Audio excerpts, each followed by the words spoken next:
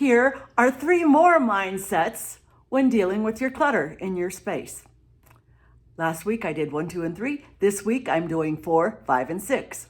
4, I don't have to hold on to items I no longer enjoy. I no longer enjoy baking or fancy cooking.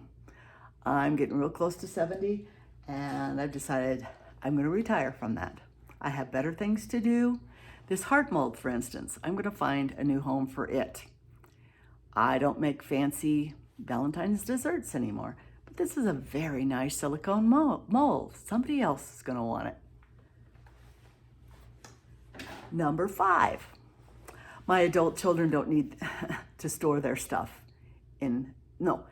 my adult children need to store their stuff in their own place. Yeah. I'm not doing them any favors to teaching them to store stuff they don't really need in my place. And I asked them a few years ago when we downsized from our large home into our small condo to remove their stuff, and they complied, and there was no problem.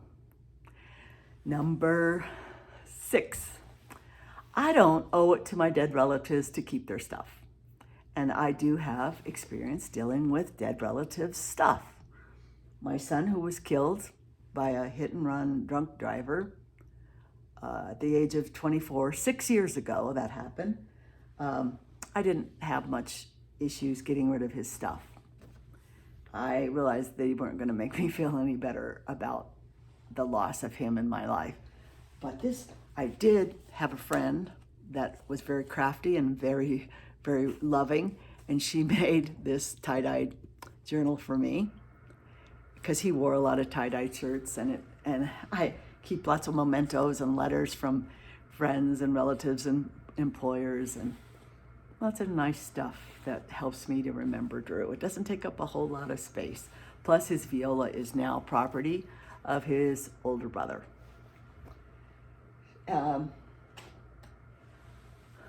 So I don't owe it to him. This is my mom. It's a picture of her. I made an interview. I interviewed her about her memories. It's all on DVD, made copies, gave it to the relatives. That is worth its weight in gold. So developing these new mindsets aren't always easy, but they're necessary to making your third act your best act.